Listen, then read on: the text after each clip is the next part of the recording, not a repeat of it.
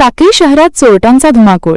एकाच रात्री 5 ठिकाणी धाडसी चोरांनी नागरिक दहशतीत, पोलिसांच्या कार्यक्षमतेवर प्रश्नचिन्ह। साक्री शहरात चोरट्यांनी अक्षरशः धुमाकूळ घातला आहे। एकाच रात्री 5 वेगवेगळ्या ठिकाणी धाडसी चोऱ्या करून चोरट्यांनी पोलिसांना उघड आव्हान दिलंय। या घटनेमुळे संपूर्ण शहरात भीतीचं आणि संतापाचं वातावरण निर्माण झालं आहे। अज्ञात चोरट्यांनी साईबाबा मंदिर परिसरातील सेवानिवृत्त मुख्याध्यापक पीझेड कुवर यांचे घर आणि त्यांच्या भाडेकरूंच्या निवासस्थानाला लक्ष्य केलं।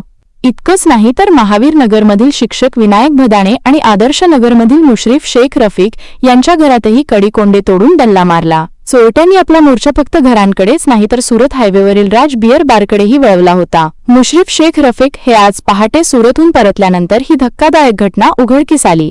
त्यांच्या घरातून सोन्याचे 2 टॅप्स 3 अंगठा चैन आणि 50 ते 60 हजारांची रोकड असा अंदाजित सुमारे 2.25 लाखांचा ऐवज लंपास झाल्याचे सांगण्यात आले। इतर काही घरमालक बाहेरगावी असल्याने चोरीचा नेमका आकडा अद्याप स्पष्ट झालेला नाही, मात्र हा आकडा मोठा असण्याची शक्यता आहे। शहरात पोलिसांची संख्या अपुरी असल्याने रात्रीची गस्त नावापुरतीच उरली आहे असा आरोप नागरिक करत आहेत। घटनेची माहिती मिळताच पोलिसांनी घटनास्थळी धाव घेत पंचनामा केला। ठसे तज्ञ आणि श्वान पथकालाही पाचारण करण्यात आलं होतं। आता पोलीस या सराईत चोरट्यांच्या मुसक्या कधी आवळतात आणि साक्रीकरांना सुरक्षिततेचा विश्वास कधी मिळतो हे पाहणं महत्त्वाचं ठरेल।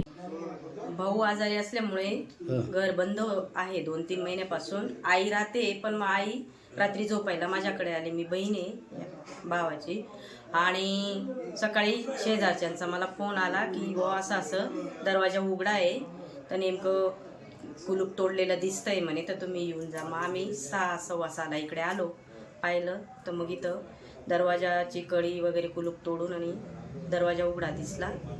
मग आता मध्ये सगळं कपाटांचं अस्ताव्यस्त सामान पडलेलं आहे। कपाटामध्ये जे काही होतं ते नेमकं काय गेलं काय? मग कपाटामध्ये कानातल्यांचे 2-3 जोड होते, अंगठी होती, माळ होती आणि कॅश 15-20 हजार रुपये होते।